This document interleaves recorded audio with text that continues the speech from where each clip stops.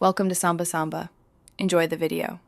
You begin by verifying both machines are on the same local network. Check IPs so you know where to connect. Once done, enable network discovery and file sharing in your OS settings so devices can see each other. Next, choose the folder to share, right-click Open Properties and set sharing.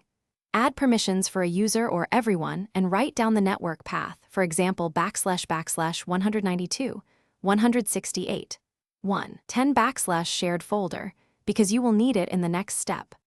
Now you configure how others can access that folder and why those settings matter. Start by aligning share permissions with NTFS permissions. Give the least privilege necessary so files stay safe. If you prefer credentials, create a matching local account or enable password-protected sharing so users authenticate. Then adjust the firewall. Allow file sharing or SMB on the private network profile because blocked ports are the usual culprit.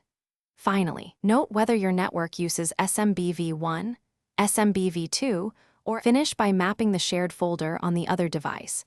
Use Map Network Drive, paste the path, and select Reconnect at Sign In if you want persistence.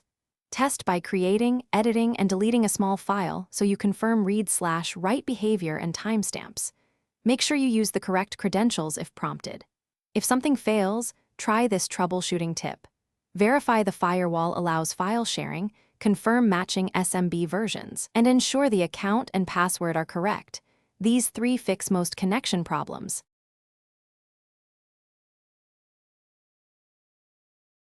Thanks for watching. Consider subscribing if we helped you.